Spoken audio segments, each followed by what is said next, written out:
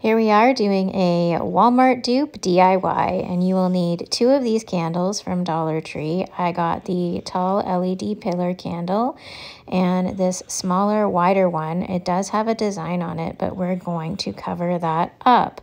So the supplies that you're going to need today are an acrylic paint in this sort of off-white tan color. Mine is called Unbleached Titanium. A dark brown acrylic paint color, the white acrylic paint, and you will need a small amount of light pink as well, which I don't show here, a glue gun, whatever sort of ornament or decoration you want for the front of your candles, a stiff paintbrush. Mine is sort of a round tip to it.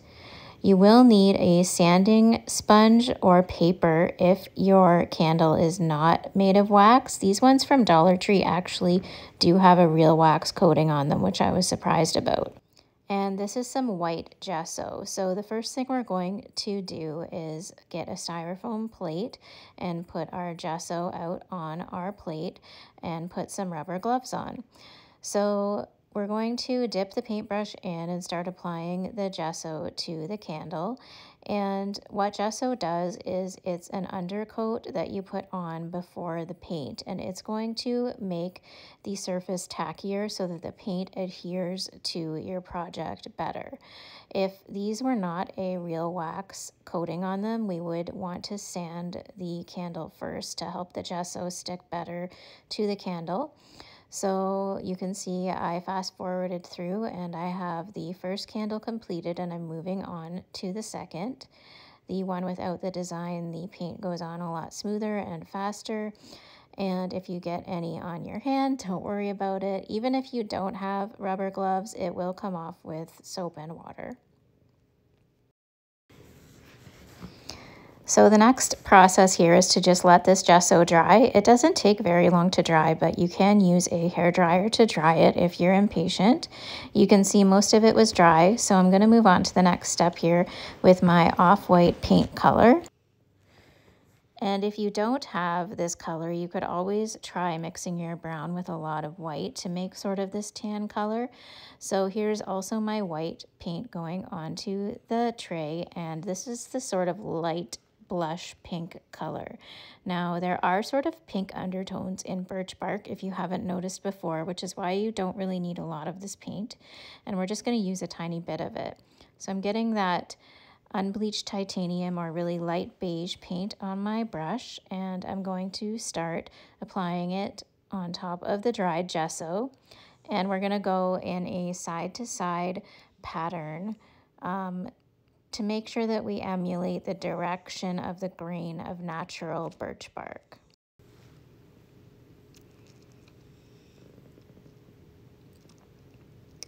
So we're just rotating the candle, making sure that we get all of the spots done, and moving on to the next one. We're going to use the same technique, going all the way around and side to side rather than up and down, just so that we get that more natural look for this birch bark.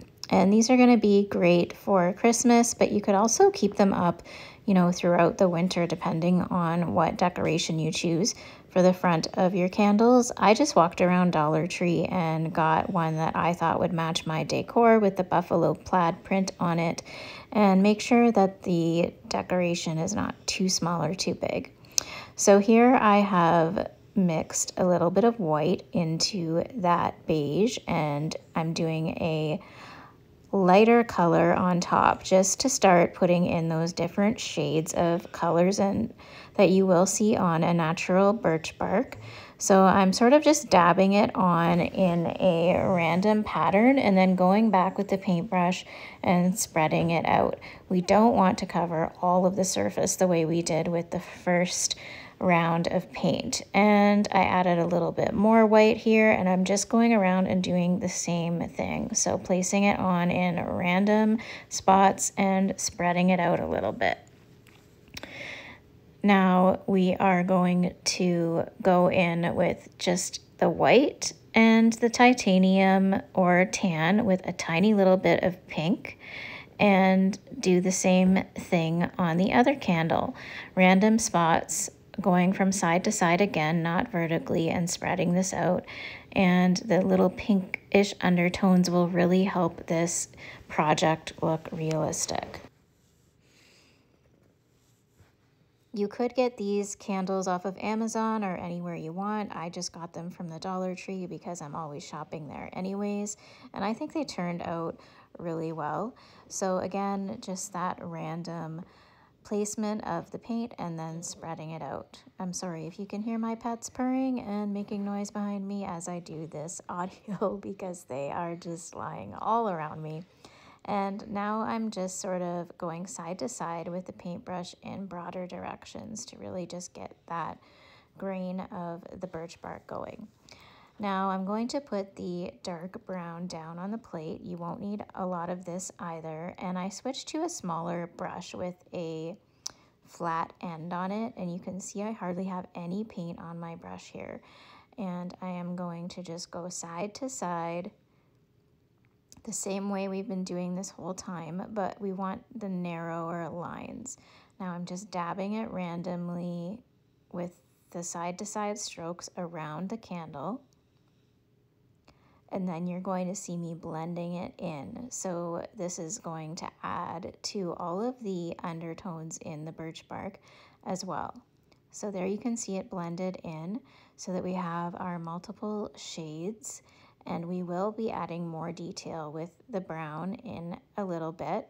So don't worry if it's still not looking as realistic as you want it to, because we will get there. You can use whatever paintbrushes you have on hand. These paintbrushes have really stiff bristles, and I'm not using any water at all. So this is what's called a dry brush technique, which is going to help you sort of get that more natural birch bark look. And here we didn't list this at the beginning with the supplies, but I want you to use a palette knife if you have it. Now, if you don't, you could use a plastic fork or a metal fork. If you don't have one, the paint will come off of a metal fork if you need to wash it. We're gonna put just a little bit of that brown paint on, and you can see that I'm just sort of rolling the palette knife from side to side to create the more detailed notches and lines that we see on birch bark naturally in the wild. And I'm really just using the edge to pick up the paint and then just going almost rocking the palette knife from side to side. Now we want it to be like random pattern. We don't want it symmetrical. So make sure you are giving it various widths up and down and sort of maybe doing a little bit of groupings closer together with the lines and then farther apart. Not doing any even spacing up and down or side to side. And you can see there, I'm just using the very flat end now and just the tip of the palette knife to sort of dab on some extra paint where you would see those knots in the birch bark or darker spots. And just really using whatever technique works best for you with the tool that you're using. And I'm just showing you around the whole exterior of the candle now. I'm adding a little bit of white to my brush, and I'm gonna go back and add some more white accents. I didn't feel like I had any sort of pure white showing there, and I know we all think of white when we think of birch bark, even though it's actually not, which we have discovered here today, and just random dabbing and then sort of smoothing it out more like we did at the beginning with the first couple coats. And I'm just carrying that around the entire candle, and there you see it starting to look better and better. Now we still need to work on our other patterned candle, so I'm gonna grab it here now. And you can see that it's sort of globby. So what I did was I used the palette knife and really just scraped up all of the extra paint I had on my plate and started dabbing it on, as you can see here. So I started doing the same thing that you can see here, and I'm just continuing on now and putting globs of that paint all the way around the candle, rather than using the edge of the knife, I'm using more of the flat surface to just almost press pads of the paint onto the candle until the whole thing is covered. And because the paint isn't blended on the plate, it's sort of blending together as I push it onto the candle, and it's giving it a really natural look. And because we're using so much paint here, it's really building up a thick layer, which is covering that pattern that was on the candle. You still will be able to see some of those little beaded silver shapes showing through, but that only adds to where maybe the knots or, you know, uneven layers of the birch bark would be in real life. So now I'm taking just white and patting that on top and wanting a little bit more of that white accent. You can really see the texture here.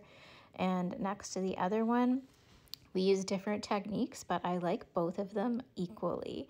So I am using my hair dryer there. It will take a while to dry that thick paint. And now it's time to put the decorations on. So I'm using some of this garden twine. Snip off however much you think you might need and put it around the back of your candle. And then if you're using the same sort of decoration or ornament as I am that has just one hole, I just fed both ends of the twine up through the one hole and then layered it around the back. I didn't have enough twine to tie a bow, so what I'm going to do is put a bead of hot glue here on the back and just stick that single piece of twine there so that it doesn't fall down on the back. And I'm using the handle of my paintbrush to just push it in there so I don't burn my hands. And then wrapping the remainder of the twine around the back, I'm just doing the same thing to hold it into place.